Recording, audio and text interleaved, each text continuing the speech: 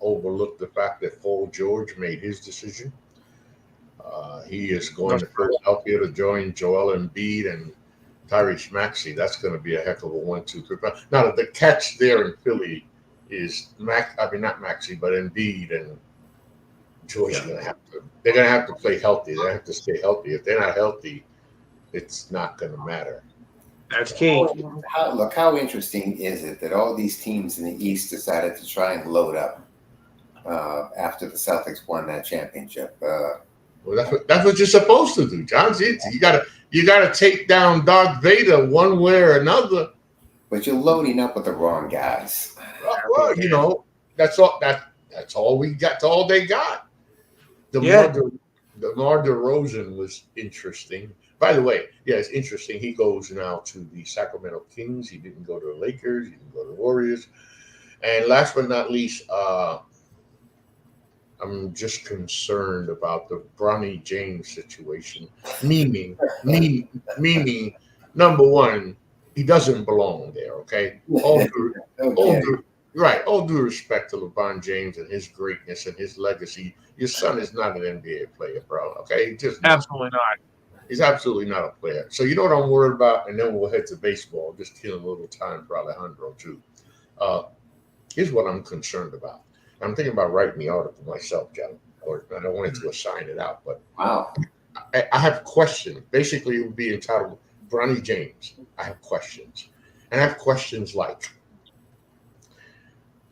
an athlete and greatness in an athlete and a professional athlete should always possess the fire to win, right? The desire to compete. You know, even if you don't win the game, you play the game to win the game. You play hard, right? And in the midst of all those battles, be it on the floor or let's say the sidelines, right? So my example, John, is Anthony Davis. Let's use him for an example. He's having a bad game. And we've known Anthony Davis to have a bad game, okay? He can do that. And Bronny James is getting in his ass, right? I mean, he can't help it. He's competitive.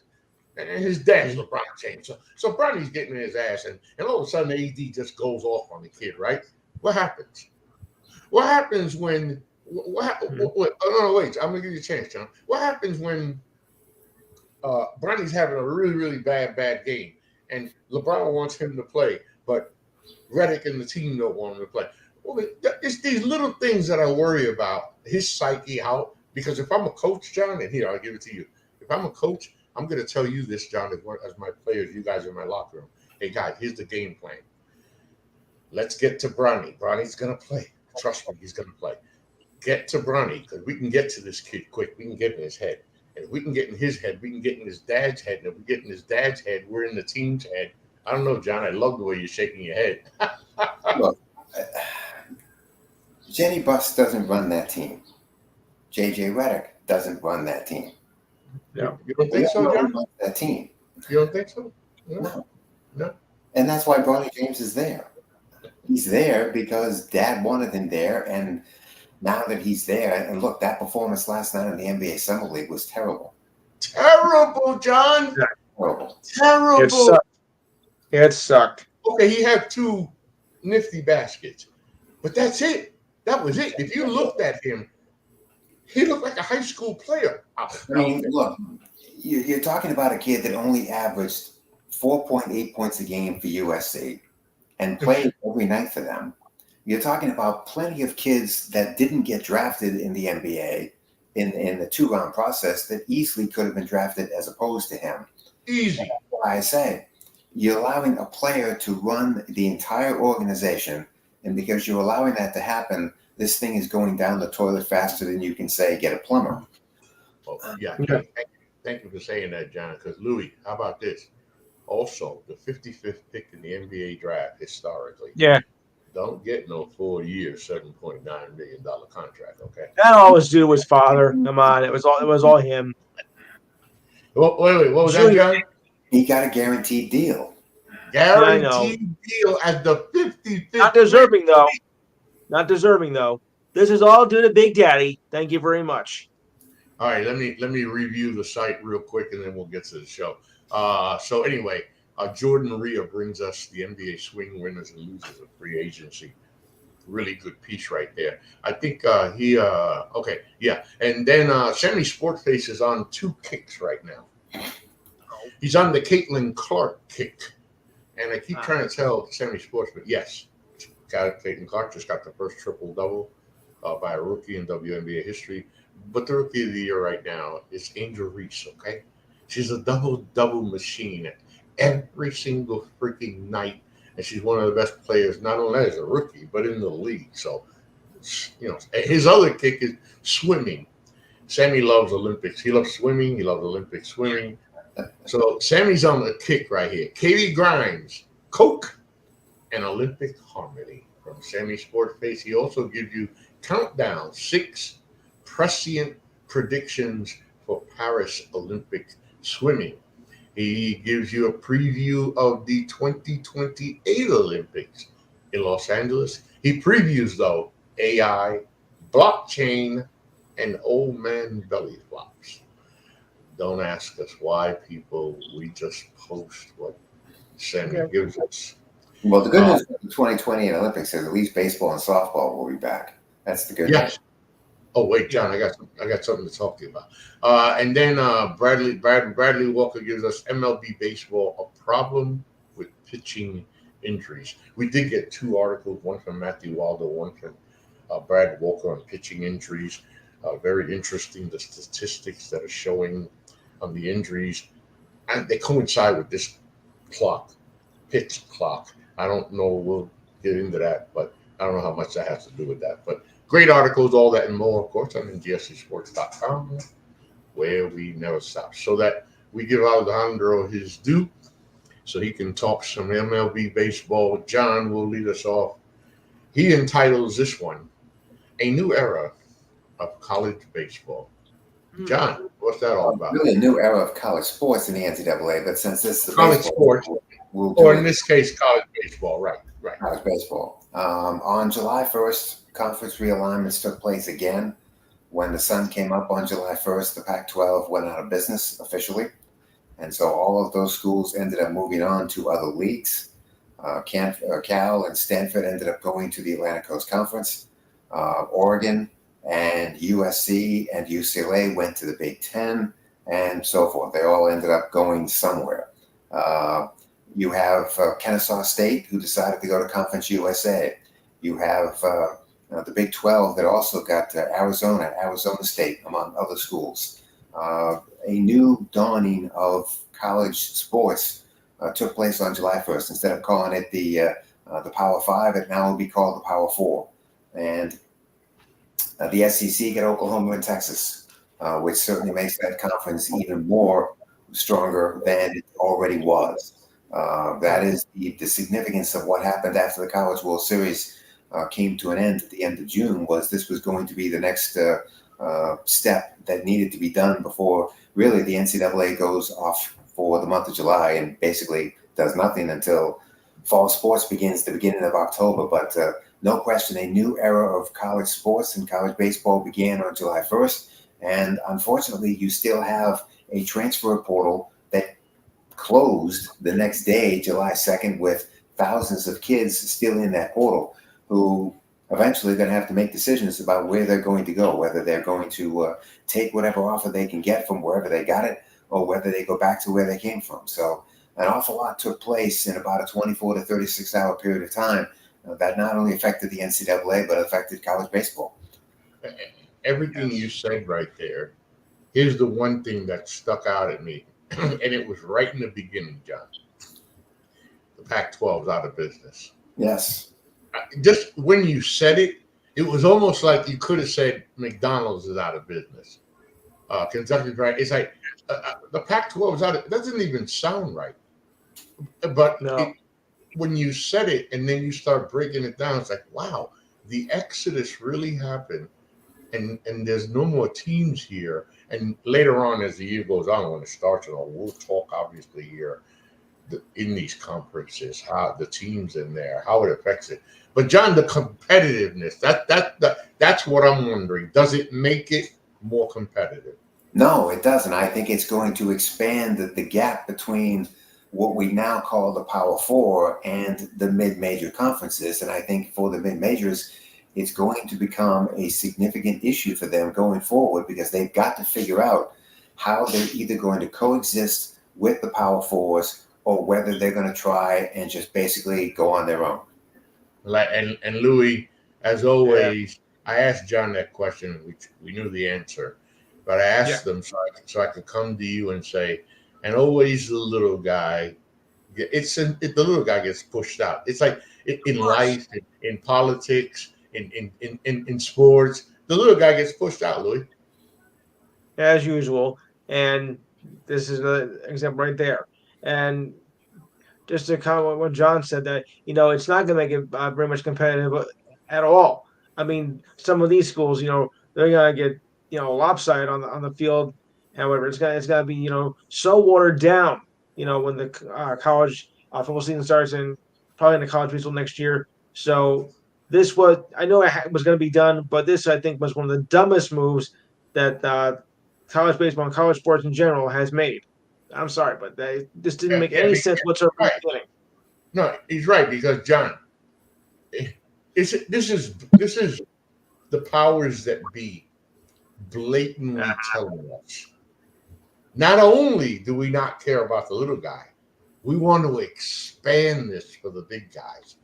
And so my thing, John, is, so why don't we, when are we going to get to the point, John, where we're going to talk college baseball? This is all sports, but of course college baseball. When do you get to the point where the powers that be in college baseball and say, you know what, screw all of this damn shit that we keep going through? Because maybe this is going to take all the college sports. I think it's going to be soon. Hold on. Alejandro, mute that. Hey, what? Oh, okay. Let me mute him for a second. Actually, John, this is probably a college sports thing more than baseball. When does it break up? Why don't they just go ahead? Sooner rather than later. Because the transfer portal being what it is, and the money that's involved with the transfer portal, I just think that there are going to be plenty of mid-major from a financial point of view, which more importantly, trying to get kids to come in. So I think it's going to be sooner rather than later that the mid-majors are going to have to make a collective decision to basically create their own national championship. We got an echo on your end, Alejandro. I don't know what it is, but we got an echo. That's why I have you muted, because we have an echo. Now, John, here's the other. I'm going to unmute you, Alejandro, and see if it works. Testing. Yes, I have my the headphones. You sound like a robot. No, go out and come back in. Go out and come back in. Artificial intelligence. He sounds like. Anyway, here's the other question, John. Yes. I'm really curious about. This is what I'm really curious about. So let's go into the future, right? And it's done. It's done. You now have the Power Four all by themselves in all sports, and in this case, baseball, but in all sports. Now you have that, the big boys. Obviously, I guess it's safe to assume that all the little guys are now going to form their conference, whatever that's going to be called. You know what I wonder, John? Even though you're going to have the glamour and the attraction of the Power Four, do you get better baseball there? Do you get better baseball from the little guys? I think the bigger problem is going to be the simple fact that if the mid-majors decide to combine themselves and create their own league, their own national championships and all that stuff, where are they going to get the television contracts from? Yeah. There's the television, ESPN, Fox, NBC, CBS, they're going to go to the Power Fours because that's where the money is, that's where the advertising is, all of that stuff. So what's going to be left for the mid-majors? And I think it'll be very little. Yeah. See, I didn't go there because I just was thinking of the brand of baseball, but you're right. I think the brand of baseball will be very good. Yeah, you're right. Yeah, but you're right though. But the problem is who cares how good it is when we can't see it? Right. Yeah. I think that's going to be the issue here. Joining us, of course, is the other co-host of In the Batter's Box from Chicago, El Padre. Hey, I hope you guys could hear me well this time. Yeah, everything's good. It was crazy. The echo, you sounded like, you remember the old cartoon, John? It is storming. It was storming here. It was kind of raining, and probably that has something to do with that. I also. And by the way, John, did you get to see that cartoon your way when you were a kid, Gigantor? No. Louis, yeah, it showed it in New York. It showed it in New York, New Jersey, Louis. Gigantor, the amazing robot. I've heard of it. I don't remember. I'm a Voltron guy. Anyway, yeah, it's just it bothers me. It bothers me a lot, and it should bother a lot of baseball fans a lot because listen, nobody's against the power fours and the powers that be making their money and having. Well, I think what you need to be against is the amount of money that they're throwing out there to take the best players away from mid-major programs and bring them to power fours. That's what you need to be concerned about because that's not going to stop. I guess it'd be too much to ask for a revenue package from the power. Yeah, you're not going to get that. And I think the other thing that became interesting was everybody talked about the fact that the College World Series did very well from an attendance point of view.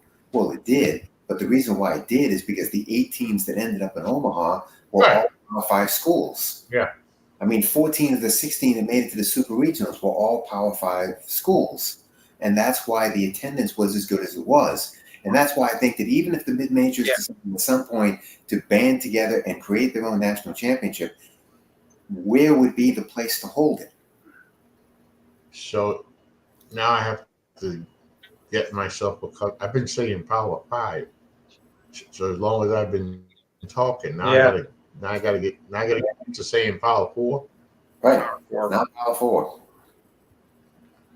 Well.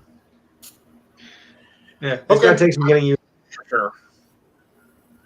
It's a monopoly. It's happening everywhere.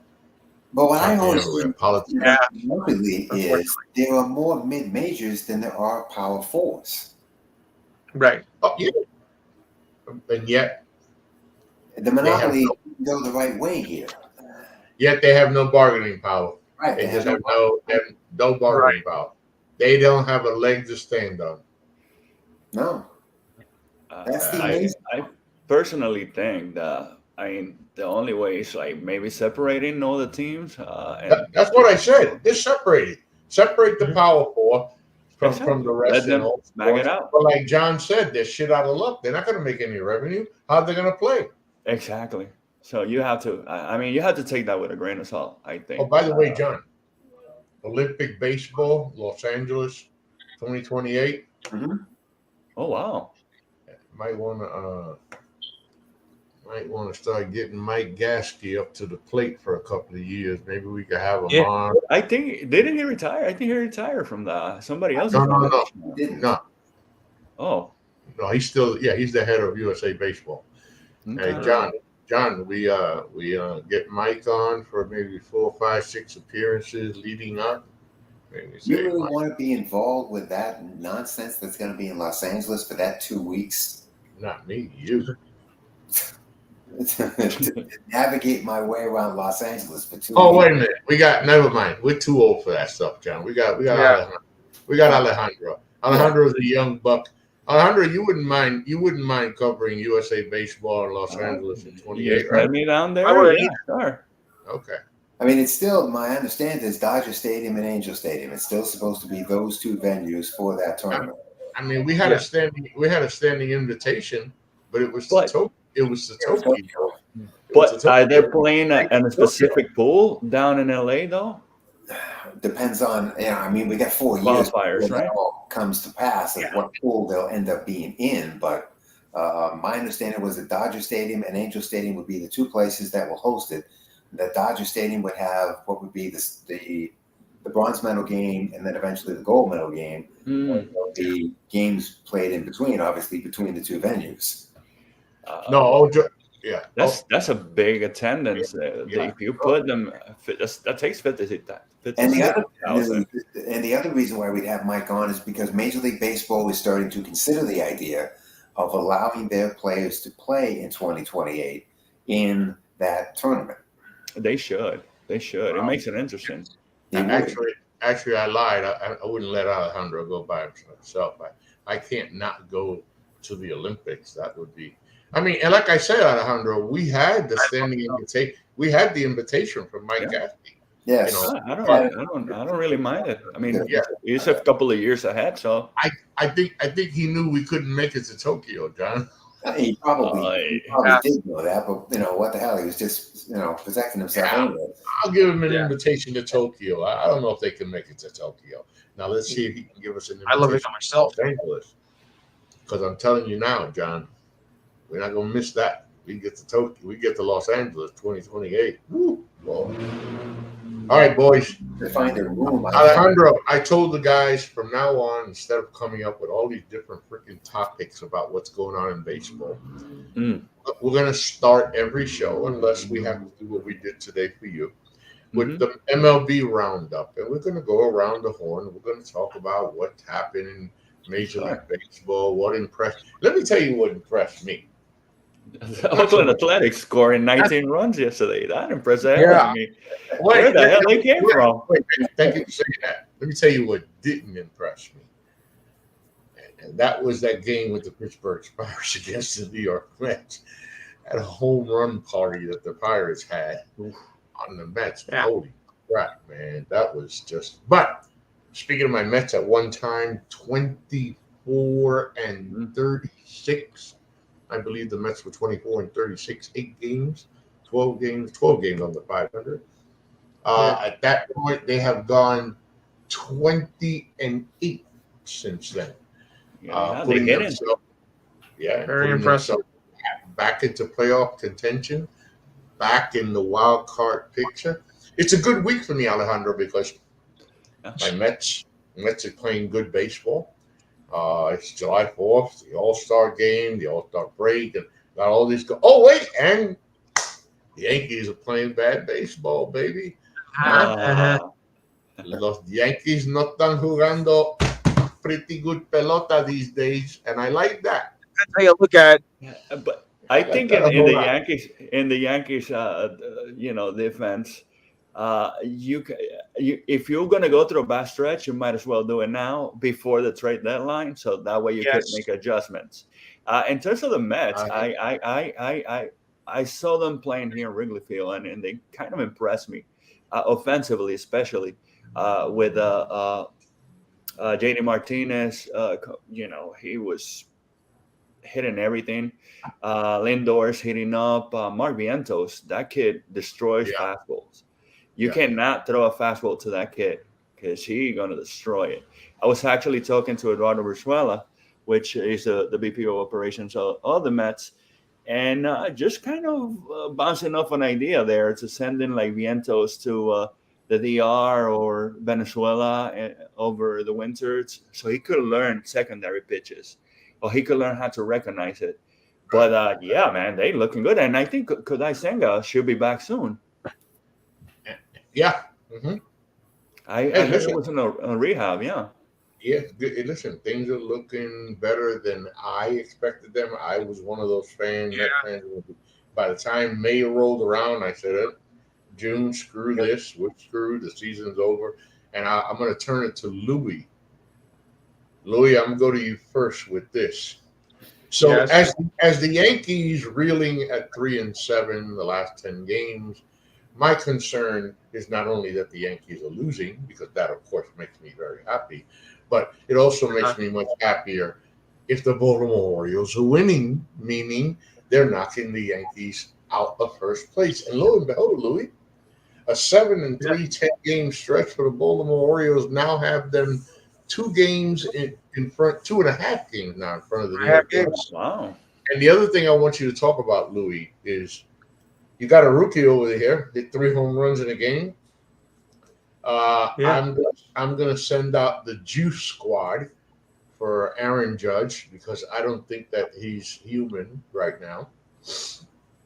No, he's hitting. Yeah. They're not pitching at all. He's smoking up, taking those roids. Well, I don't know about that. I mean, they once had something when he hit 73 home runs back, in the 2021 22 season. So I don't think now would be a time to, bring that up. But the rest of the Yankees have been disappointing. And, without Sato, I mean, it does put a damper on the Yankees. Soto was a little Hey, bit banged up, isn't it? Wasn't Yeah. him?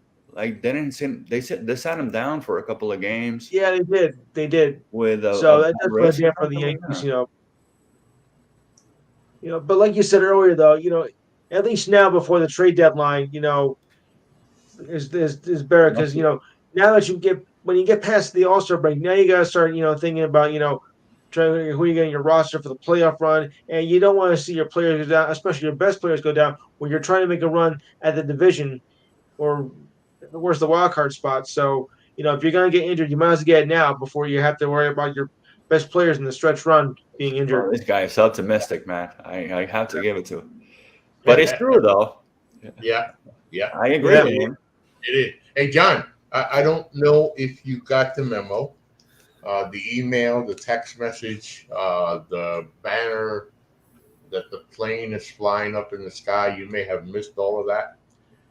But I just wanted to break the news to you, John, that Paul Skeens, he's a Major League Baseball pitcher. Choo, nasty.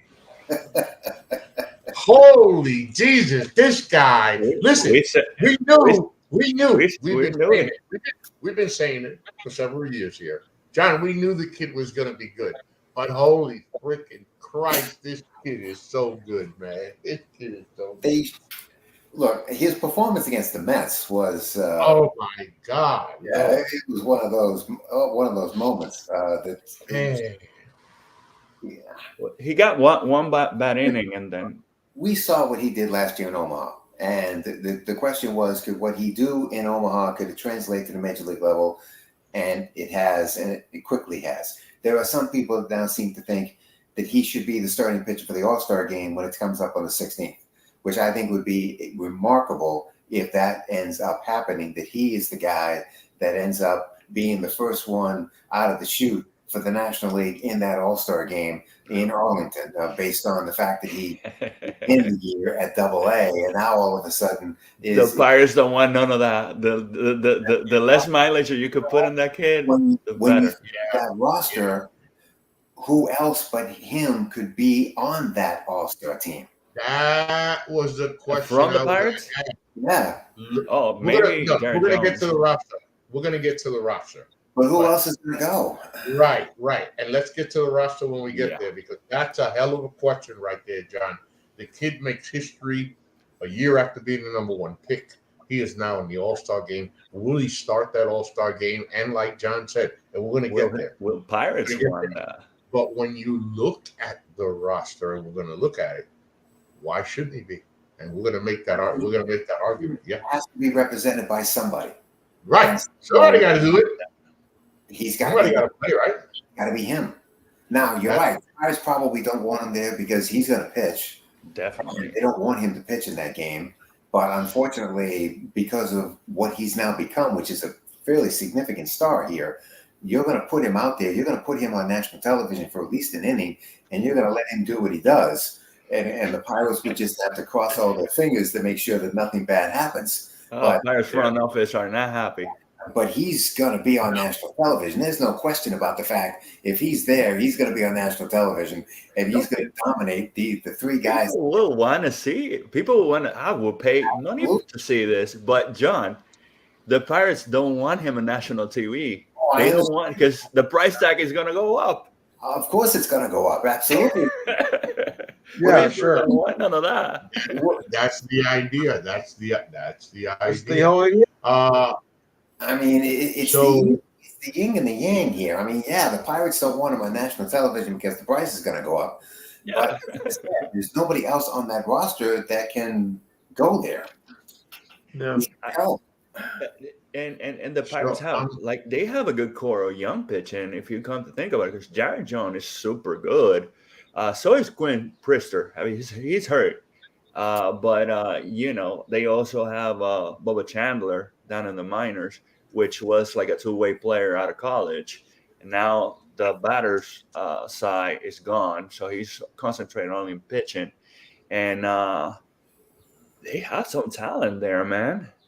And they'll get more talent when the draft takes place next week. They'll get. Oh, we got to talk about this. Oh, absolutely, yeah. I mean, there'll be more talent coming to them next week. So the Pirates are in a very good spot here. There's no question. But Paul Skeens has just become. Oh man, this guy is unfreaking believable. I mean, I'm happy for the Pirates. And I still maintain that the best game of last year was that elimination game between Wake Forest and LSU. When Skeens went out there and threw that 1-0 shutout. And Rhett Louder. Incredible. I still maintain that's the best game of last year. Well, again, lights out. Here's the other story. The other story that I was following. One of the beauties about sports, in this case, like baseball, is sometimes a player ties a record, breaks a record, gets near a record. One of those records that I didn't know about it, and did you know about it? But how big of a record it was. Jose Miranda, Twins third baseman, tied a Major League Baseball record when he recorded his 12th consecutive hit in his 12th consecutive at bat. That's the first time that has been done in the modern era of baseball. I mean, his average went up like crazy then. It's something that doesn't happen, John. It's only happened a few times in the history of baseball. That's a hell of a damn streak, a hell of a record, a hell of an accomplishment. His first two at bats yesterday were base hits that got to 11 and got to 12, and then he got his third at bat. I think it was in the 7th inning when they finally got him out. Yeah, but I mean, for him to go 12 for 12 and to establish a record that I think is going to be very difficult for somebody else to do better on is incredible. And it just, again, the Twins are one of those teams when you think of all of the free agents that they let go before the season even began, you weren't sure what kind of a team they were going to present to its fan base, and they presented a pretty good team to its fan base. Yeah. Alejandro, what you got on your mind on baseball? Let's touch back on the Twins. I mean, Miranda was a guy that got hurt. I think missed a big chunk of last year.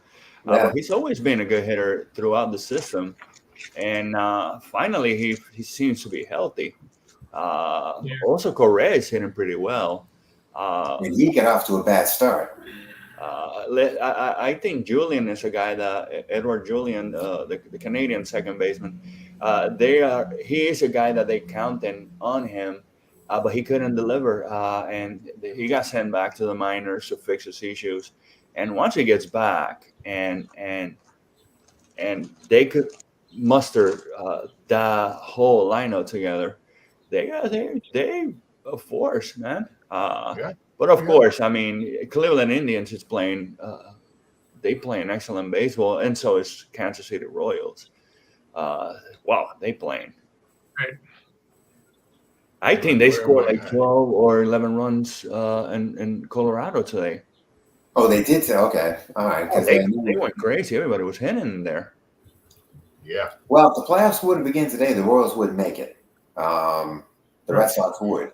And that does become the other story that I think has become rather impressive, is that the Red Sox have basically come out of oblivion and have put together a significant run in June into July that has put them in the third wild card spot with a chance to get even better as time goes along.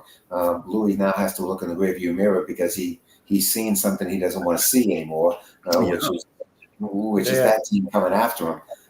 Here come the Sox. Here come the Sox. See? I think Martin is going to be a kind of it's a mild loss, a big loss type of a guy, because he depends how bad that elbow holds a lot of games. Yes, it does depend on how bad that elbow is. If they finally need to have elbow surgery for him, yes, that's true. It's going to be a significant loss. But they have with him. They have a surplus of prospect to line up any deal for a good setup man, and that's kind of a plus for them. Plus, they've got two players that will be going to the Futures League game next week, and Kyle Teel and Marcelo Mayer are both going to go. I have him on my mind right now. We talk about Skeens, but Teal is a guy that's knocking down the door. The Red Sox have the 12th pick in the draft next week, and I got to tell you, if Christian Moore from Tennessee is there at number 12, they cannot let him get away. John, you like Christian Moore, John? They need middle infielders, and that kid can certainly take care of the right side of that middle infield position. Their infield defense is still not very good. Their middle infield defense is still not very good. They've been getting away with it. I don't know how much longer they can get away with it, but if Christian Moore is there at 12, you've got to take that kid. No, but I think you're probably not looking at the big picture, because in the minors they have some solid infielders. Oh, they do at Salem and in Portland, absolutely, yes. Yeah, absolutely. Sure, but they need a short-term solution. Yes. So they might be moving pieces to fill those voids, and they should. I would still take Moore 12 if he's there. I would pass him up. Yeah. Can you guys, before we move on to the draft, we'll go to the draft after this. What the hell is going on in Cleveland and Milwaukee? Holy crap, man. Like, I didn't see this coming. Well, I certainly didn't see it in Milwaukee, that's for sure. I did not. After they made the Corbin Burns trade to Baltimore, I thought this was a team that was going to begin the process of reloading. Right, rebuilding. They were going to fold. But they're not. They just continued right along. I mean, the whole front office, the manager, the age, everybody's gone except for like Christian Yelich and those guys. And they're playing lights out baseball. I mean, they're leading that division. But also that division was kind of wacky until St. Louis kind of picked it up a little. But it was anybody's ball game at one point. Not for long. It didn't stay that way for long. Yeah, but I'm saying like, Milwaukee was dominating because nobody was playing baseball except for St. Louis, and St. Louis just kind of reserved as a kind of late. Another thing that I see he might be moving a lot of pieces is Tampa Bay Devil Rays. I think they started with Aaron Civale, but I see a lot of movement like Zach Eflin, Arozarena. Those guys probably going to be gone. Let's see in Arozarena's case because he's a free agent at the end of the year, and I don't think Tampa Bay is interested in extending him. Yeah, I don't know. You got to unload him. Yeah, they got a lot of people coming back from Tommy John. Remember, last year they got hit with Tommy John up and down, Jeffrey Springs, Drew Rasmussen, Shane Bass, which came back this week. So now they getting those guys coming back, and the pitching rotation that they have two more pieces. So I like Tampa Bay. I mean, they're not gonna compete this year, but they could prepare for next.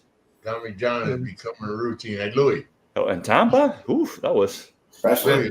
And with a new ballpark potentially coming in Tampa, they may need to start thinking about what kind of a ball club they want to put into that. Exactly. Who's the only team that beat the Dodgers, Louis? The Dodgers themselves. Can somebody tell me why the Dodgers don't have 75 wins? Well, that pitching staff has been hurt. I mean, that pitching staff has not been at 100%. They don't have Mookie Betts. That's another problem that they have had. They also have middle infield problems based on, Betts playing second base and then playing shortstop, but they'll figure it out. You know they're going to figure it out. They haven't already. Hey, I mean, the only guy pitching there is Gavin Stone, actually. Right. Even Glasnow have been. And by the way, Kershaw is going to make his triumphant return at some point, either in the end of July or the 1st of August, and he'll have the Superman cape on, and we'll see what happens. Yeah, we'll see. If you went to Los Angeles to win a World Series, Shohei, I don't know. I don't want them out. I still wouldn't do it. I mean, I cannot put past the talent, the group of talent that they have. Right. I mean, they're more than capable. But as of now, they got a lot of holes. They do have holes, absolutely, they do. But I expect the Dodgers to be able to cover enough of those holes to make themselves a factor. Definitely. So Yes. next week is the 2024 MLB Draft, and it is a lot of questions as to who is going to be the top pick. John, Boy, I'll John, tell you what, if you are the Cleveland Guardians, have you not hit the home run here or what? I mean, they First, can't lose. They can't lose. Oh, we have. you're in first place in the Central Division, and you have the number one pick. And you have the number one pick, and you can't lose with that number one You pick. can't lose. No, John told me that you won't hear this. With the first pick in the 2024 MLB Draft, the Cleveland Guardians select from Oregon State of Australia, Travis Bazana. I think to me the best positional player in college baseball is Charlie Condon of Georgia. Yes. I think the best pitcher in the draft is going to be Chase Burns of Wake Forest.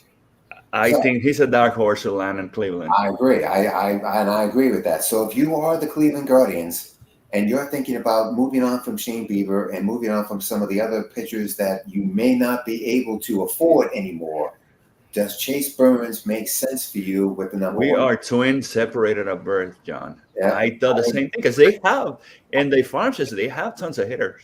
Yes, I think Chase and- Burns will be the number one pick.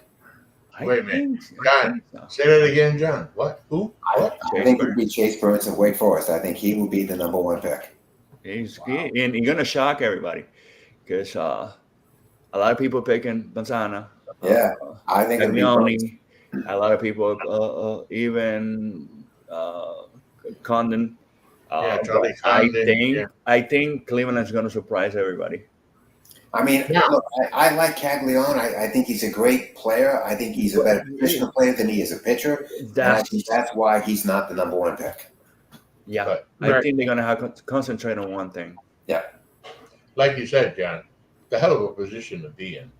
I mean, you're leading your division. You're going to win the division probably. You're going to make a playoff run.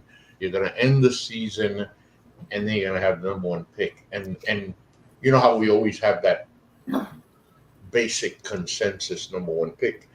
Well, we don't in baseball this year. Just like we did in the NBA draft, we didn't have another consensus number. Didn't know who was going to. One thing is for sure, like you said, John. I mean, Cleveland can't screw this up. They've got 4 or 5 options at number one. Well, you can screw it up if you decide not to take any of those options. If you decide to go for high school kids. Well, then you need to fold the franchise if you do that. They're smart. You might have to. Kid with the number one pick, absolutely. Yeah. John, who got second? Isn't Colorado? I think is it Colorado? The Reds have the second pick. I saw some people saying that Chase Burns might end up in Colorado. Please, Colorado Rockies, don't do this. Don't take any pictures. Nobody wants to go pitch over there for you. Pick a position player. If you're the Pick a Colorado position player Rockies, and sell it.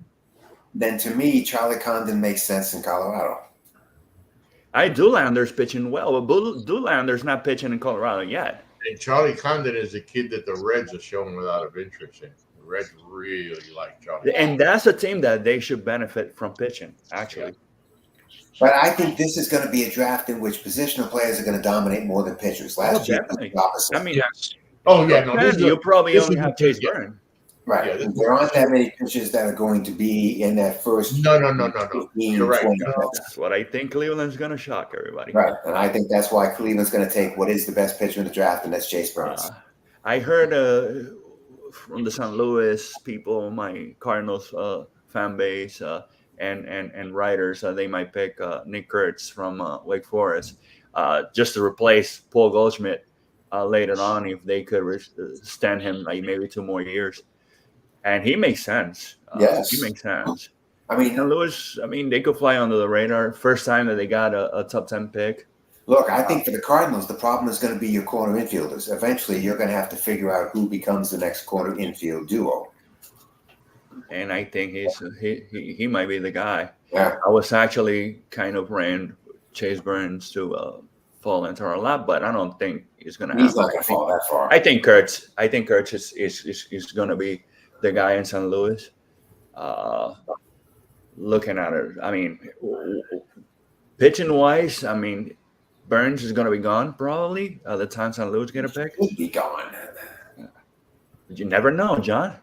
I'll tell you Yeah. what, if he is still hanging around as that first round materializes. Yeah, no. Man, he's still hanging around for the second pick. I'll be scratching my head. Yeah, again, Absolutely. somebody screwed up there. Right. Somebody messed up here. Absolutely. Also, like later on from the same Wake Forest crew, George Hartle. Yes. I think he struggled a little bit this year, but there's a lot of potential of that guy. He's a guy that could fly under the radar. Right. What was his name? I mean, this draft is going to be, like I say, full of positional players, infielders, outfielders, catchers that really every team can benefit from, and I think will. Whatever pitchers you can find, which aren't going to be many, you're going to have to take advantage of if they're still there. But this is going to be a positional draft, no question. Tommy Tank should Hey, go top 10. With the Tommy White. Yeah. Where does he end? Again, a quarter infielder. Where does he end up? Yeah. With the 26th pick in the 2024 MLB Draft, the New York Yankees select Nick Swisher. That will make our boy pretty happy. That would. No, I think even Actually, I think even at the bottom of the first round, because there are that many positional players that are available, I think even the Yankees at 26 can do something rather good. they have this mock over here has the Yankees. I can't even pronounce this guy's name. Jurangelo C. What? Probably high school player. It's got to be. Sounds like it. Alejandro, help me out with this. I don't know if they're gonna go. If he's a high school player, they already took Lombard last year, which is far. He's like far. The Yankees need pitching. The Yankees need to draft pitching. pitching. Definitely. Yankees need to draft pitching, and this is not a pitching deep draft. No. They also need a catcher too. They also need to start finding some catchers because Jose Trevino is just a problem behind that plate. Yeah. Louis, you gonna take that? No. Wasn't Trevino like a Gold Glover? No. No. He was. Yeah, but you can he won a Gold Glove. You can just run. But I think it's just these rules that screw him up, man. You know what? You got to adapt to the rules at some point. You can't keep using it as an excuse. I'll drink to that. Thank you very much. I'll drink to that. It's going to be interesting. So, of course, we'll be paying attention. And when is that, John? We'll actually be on the air as the first round of that draft is taking place. The beginning stages of that first round will be taking place. Next week. Oh, yeah. It's a week from today? Yeah, it's next Sunday, yeah. Mm-hmm. It'll be after the Futures game. The future All-Star game goes first and then the draft. Have you seen the roster for the Futures? Like nobody hits, nobody pitches. I've seen ERAs like in the 6 and 8. It's just for the name. Yeah. And kids that really deserve, they not there. No, it doesn't. And again, I think general managers are starting to take control of this Futures game and really limiting who can actually go. Yeah, and that screws the whole game up. It does. I don't think there's any. Hyped up kids, and they not performing in the minors. Yeah, no. What was I, Louis? Yeah, I don't think this Futures game, is trying, which is a good idea. I mean, because they're not really, the next generation of these. A lot of those guys, they don't deserve to be in there. No. Yeah, I think they should. And I say it straight up. But that was the original idea of the Futures League game, was to show the future generation of the game to a vast majority audience. But with everything else, general managers are starting to control who actually goes to this game. And they did 2 roster with the top 100. Yeah. And some of these people in the top 100, they not performing at all, man. No, that's why I'm kind of surprised that Kyle Teal is going to the Futures game, because he would be one of those top 100 kids. No, he deserves it. Right, he deserves to be there. Yeah. But and you wonder why the Red Sox would have allowed him and Mayer to go, based on the fact that, well, frankly, their minor league teams are playing as well as they are, and a decision is going to have to be made on both of those guys when the season's over to put them on 40-man roster or not. I'm kind of surprised that the Red Sox allowed them to go, but I think allowing them the experience of playing in a big venue and in a big environment is probably the reason why they allowed them to go. You think Kyle Teo is coming up this Not year? this year, but I do think once he gets put on the 40-man roster, I think it's only a matter of time. You got to put him on the 40-man roster first. No, I know, I understand that, but Yeah. I really think that he got the tools to play major. Oh, I do too. I just don't think the Red Sox want to put him on the 40-man roster yet. So, gentlemen, it is the wrong one. The 2024 MLB All-Star rosters have been announced, and literally just been announced not too long ago. In the American League, I'll read them out, and we'll talk about it. Catcher, Adley Rutschman. Deserves it. Yeah, I won. Yeah. I wonder. Any questions? Any questions there? No. I'm happy with that. Yeah, better not be any questions there, especially from the rest of the catchers in the American League. Oh yeah. Baseball, for that matter. First base, Vladimir Guerrero Jr. Did he earn that? It was kind of a close battle between him and Mountcastle, but Vladdy, as of late, he deserves it. I know, but see, that's I'll what give you bothers me. That's what bothers me. As of late, John, His numbers eclipsed. I don't think his overall body of work in the first half of the season. And I would agree. His overall body of work in the first half of the year is not all material. I agree. It's not. Remember, you have two other countries voting for Vladdy Guerrero, which is Dominican and Canada. That's right. That is correct. And then that's what got him in. And I knew. And the numbers too. You know, when we were talking about him having a bad beginning of the season and all, I knew it wasn't going to affect it. Look, Mountcastle is going to go. Second baseman from Houston, Jose Altuve. Okay. I forgot who was the runner-up, but yeah. Okay. Yeah. That's it, John. Okay. Yeah. Okay. Okay. That's all you got. That's all. That's it. Yeah. That's it. Okay. That's it. That's all you got. Third base from Cleveland, Jose Ramirez. Oh, definitely. That dude's an MVP. And in fact, I think the third base position for the American League in this All-Star game is going to be pretty good to begin with. Yeah. Definitely. Probably better than NL. Yeah, it probably will be. Good. At short from Baltimore, of course, it will be Gunnar Henderson. Absolutely. Absolutely. I mean, you can. You can't. Royals don't suck anymore, so yeah, why not? They don't suck no more. He's got a great baseball name, guys. Yes, he does. But more importantly, he's got a lot of talent to go along with that name. He's probably second to the MVP to judge. Yes. Who knows? I mean, he might get a lot of votes for the first for MVP, like the first place. Your outfield, of course, from Cleveland, Stephen Kwan. Another guy that flew under the radar. Yeah, that really did some. I didn't think he would get enough votes to He's hitting like 360. No way. I didn't think he would get enough votes to get in. I didn't either, John. Outside of Cleveland, and apparently people did.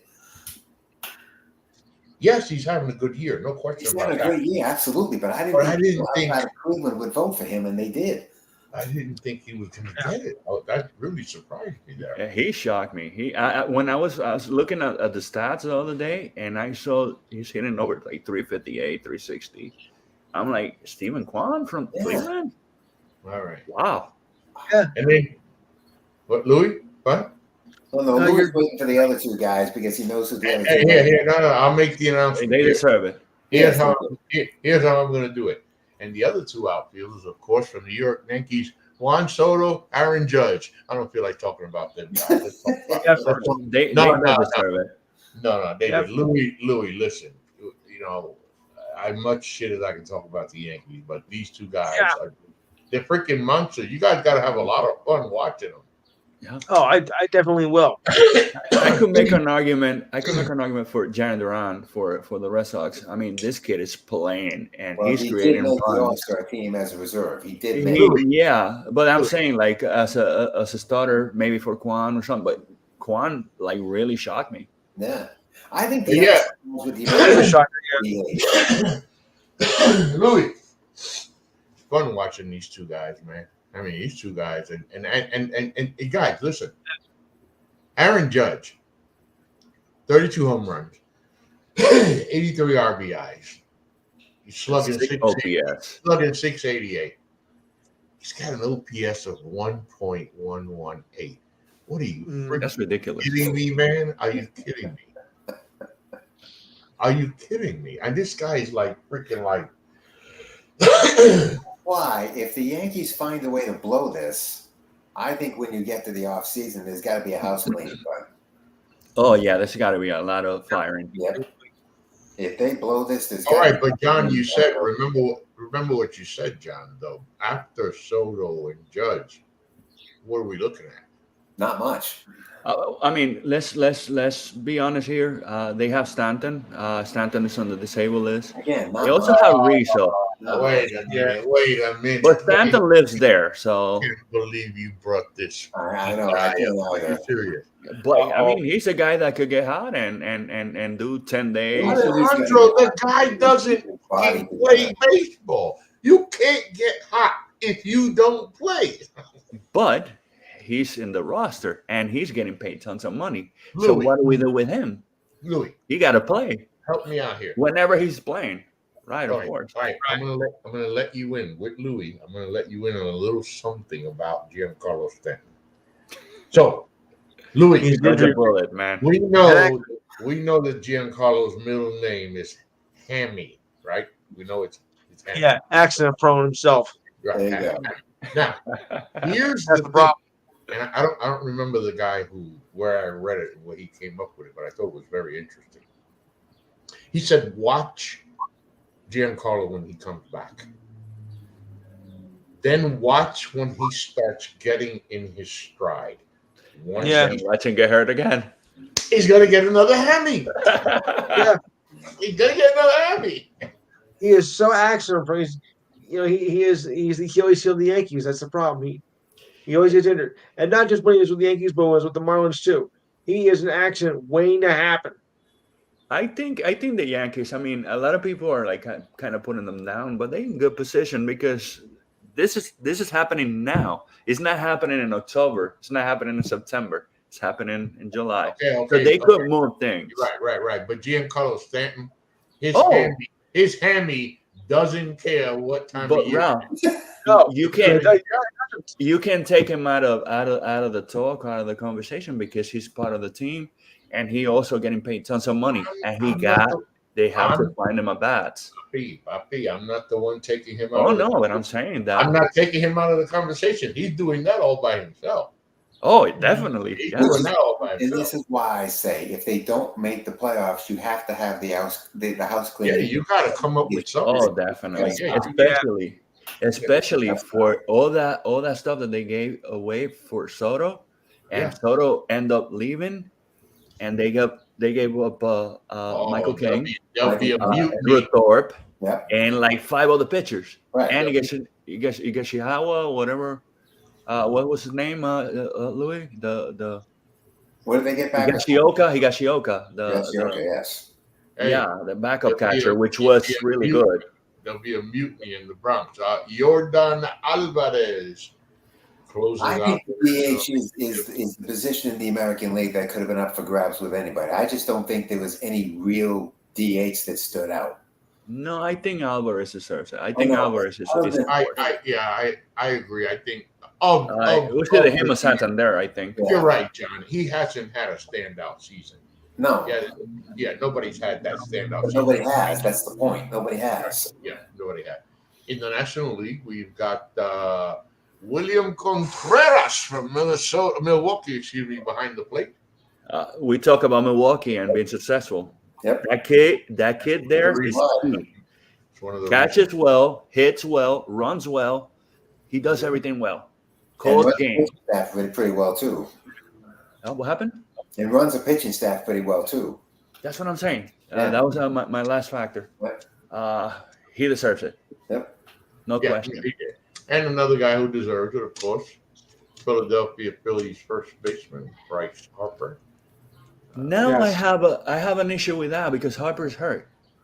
He's supposed to come back this week, however, and because It's he is the body of work. play.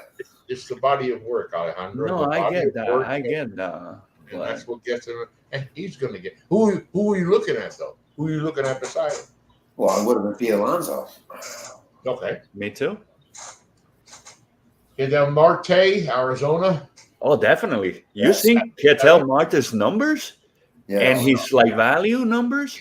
Yes. He leads the league in runs save. Great defensively. Had like 18 homers.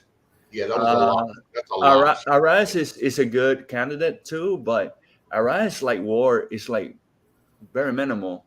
This guy triples probably the WAR or doubles him. So yeah, he definitely deserves it. Alec Bohm at third. Yeah. Yeah, that's kind of weird. Yeah. But Yeah. every third baseman in the National League is awful. Like Right. Austin Riley, Yes. Yes. Arenado, like everybody. You know who I like in there? The kid from the Rockies, Ryan McMahon. Yeah. I think he's a kid that got the numbers. But again, he wasn't getting any votes. Man, Colorado, man, everybody's smoking weed there like crazy. They don't remember to vote. Hey, that's what I thought about Bum. John, another guy who, holy crap, he got the votes. Yeah, I mean, Philly, I do think the fan base stuffed the ballot box in Philadelphia. Definitely. And Trey Turner got there. Somebody Trey had, Turner missed 6 weeks. And Schwarber over Right. Osuna. somebody had to get the job. Somebody had to get the job, right? Over at shortstop, of course, no surprise. Philadelphia's Trey Turner. Well, I think it's a bit of a surprise because he missed 6 weeks. Definitely. So- And I thought either Ellie De La Cruz Yeah. or Mason Wynn was gonna More deserving. Brooklyn was going to take they it. deserve it more. They deserve it more. More Yeah. deserving. I mean, Mookie Betts was supposed to be the starter, but Mookie Betts is, Yeah. can't play. But no surprise that it was Turner that got the votes. Right. No surprise he got the votes. Outfielder, Jurickson Profar, San Diego. What? He's having a good season, to be Yeah, honest. that's a good deal. I agree. Yeah. Yeah. I think Profar is having a career year, and especially in this first half. I mean, Yeah. I never seen the guy so And then focused. you've and got Fernando Tatis Jr. Well, and Tatis not going to play, so he's going to No, get he's not. replaced by somebody. He's going to get replaced. and Shohei Ohtani is the DH. Yeah? Yeah, Shohei and there's somebody else in the outfield. Yeah, who was the center fielder in that group? I don't know. I think they kind of selling Tatis like he's gonna play center. Well, I know Tatis can't play because of the stress factor. Who was the other? No, he's not playing. He Right. said it. He's not Right. playing. Who was the third outfielder, Ralph, that you seen in there? Third outfield, so we had Profar, Tatis. and Christian Yelich. Oh yeah, Yelich from Milwaukee. Yelich is a guy that's playing very well. It's kind of a renaissance year for Yelich. I mean, he had a couple of bad years, but he's really put it together this year for that team. Then you got your American League pitchers: Tyler Anderson, Corbin Burns, Emmanuel Clay, Garrett Crochet or Crockett. What the? Crochet. Crochet. I was hoping it was Crockett. Crochet. Logan Gilbert, Clay Holmes, Tanner Houck, Seth Lugo, Mason Miller, Cole Reagan, Tariq Skubal, and Kirby Yates. I think they all doing. Tanner Tyler Anderson. I'll say this: I thought Tanner Houck's last 2 outings was going to be the reason why he didn't make it. Why is Tyler Anderson's having a good season? No, I said Tanner Houck's case. No, I'm saying Tyler Anderson is an all-star. But Yeah. why? Well, Well, they got to pick an angel. I got to pick a name, right? Okay, Yeah. gotcha. Yeah. Because Tanner Houck was. Ain't that some shit? Wow, gotta pick an angel. Somebody got to go. But in Houck's case, his last 2 outings have not been very good, and I thought that might be the reason why he doesn't make it. And in the National League, it's Tyler Glasnow, Ryan Glasnow's been struggling. Yes, Jeff Hoffman, Shota Imanaga, Ronaldo Lopez, Chris Sale, Tanner Scott, Matt Strom, Ranger Suarez, Robert Suarez, no relation. Logan Webb, Zach Wheeler. And the other guy. Well, Matt Strom is another one that I think is rather interesting here. They decided to go for a middle reliever.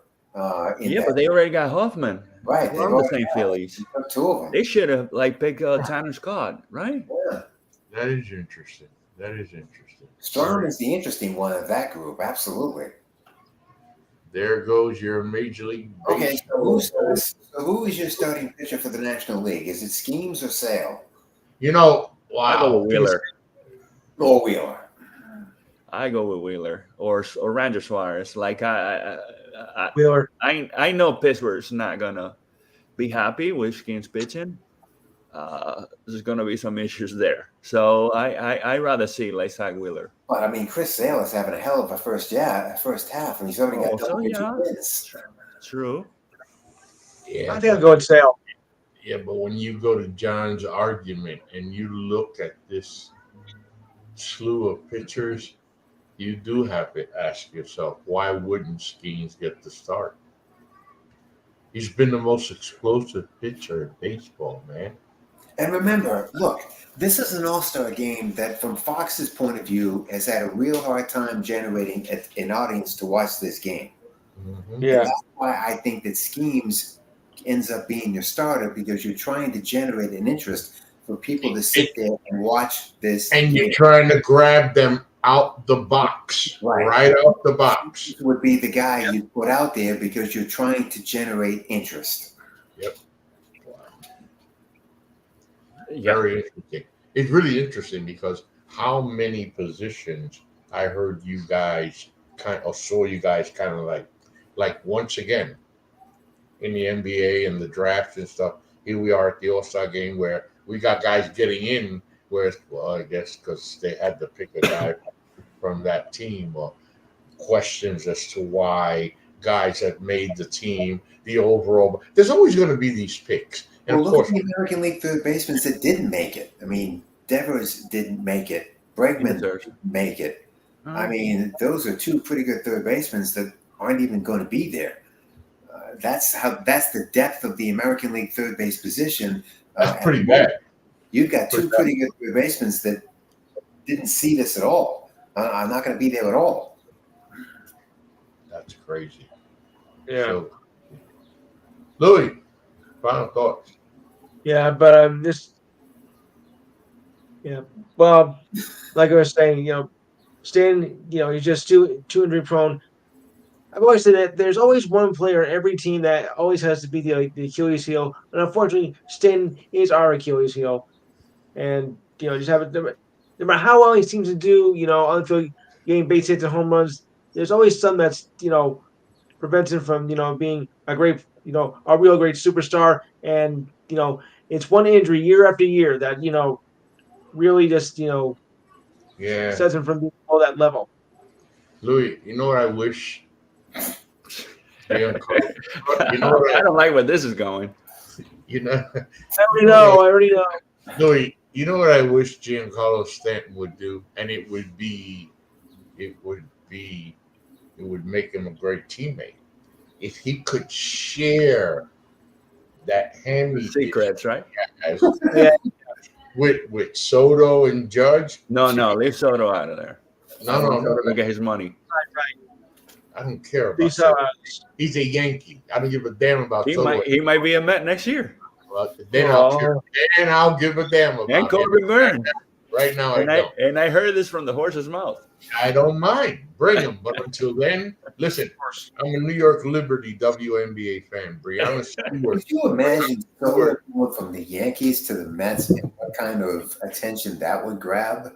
Oh, my God. Oh, absolutely. Insane.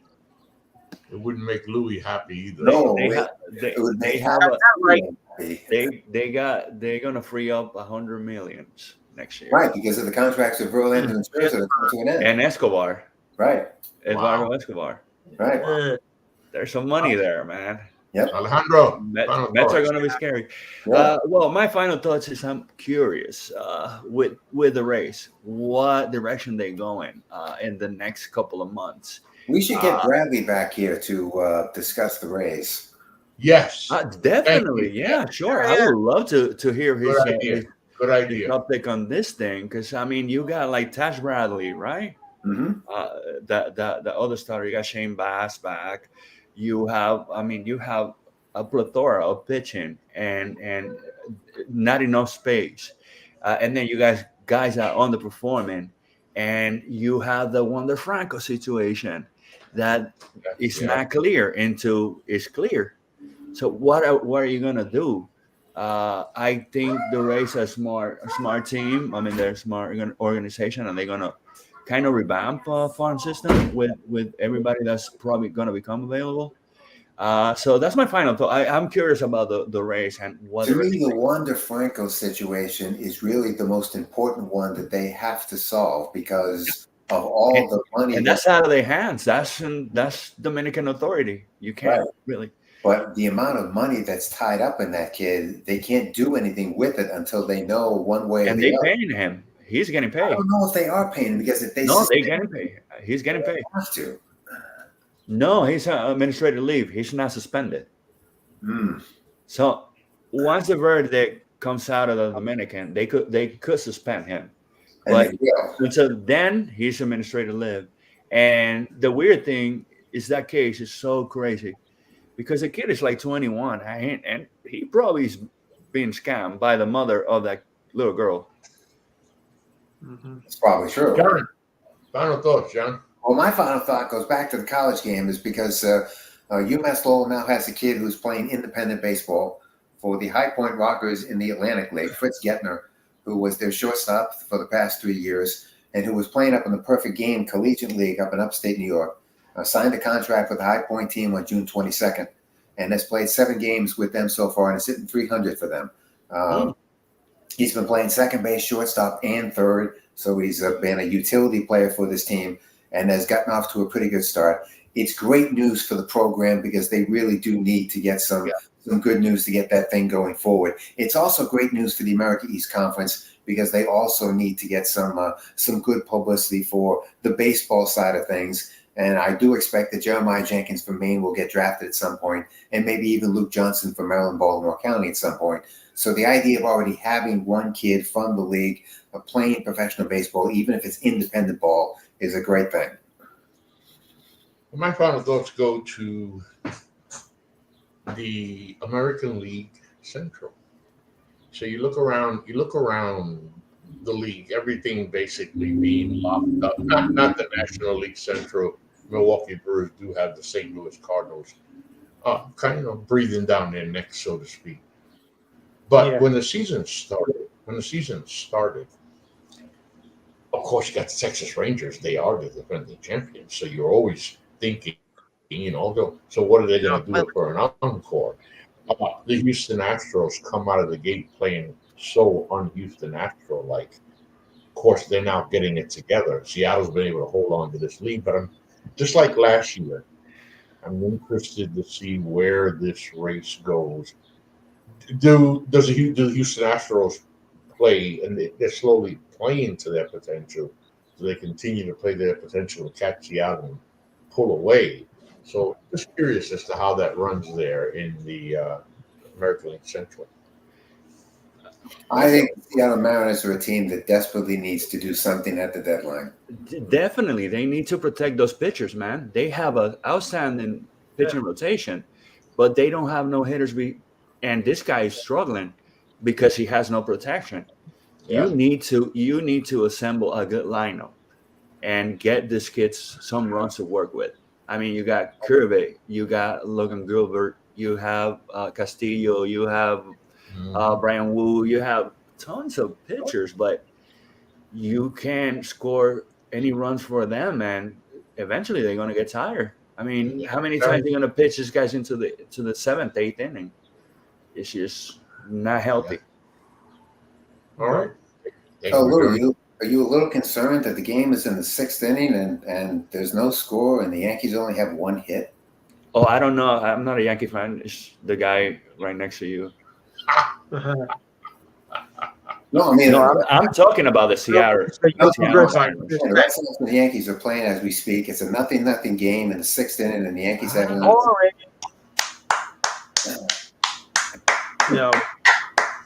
When you have games like that, it's top of the sixth and no score. Beat them, God Yankees. That's all I can say. Thank you for joining us this evening. This is In the Batter's Box, the MLB Sports Weekly Baseball Show. Had fun hanging out with you guys and the crew. We'll see you next week on Baseball to Talk About. Until then, remember the website, nbscsports.com, for all of your current content. Till then, peace.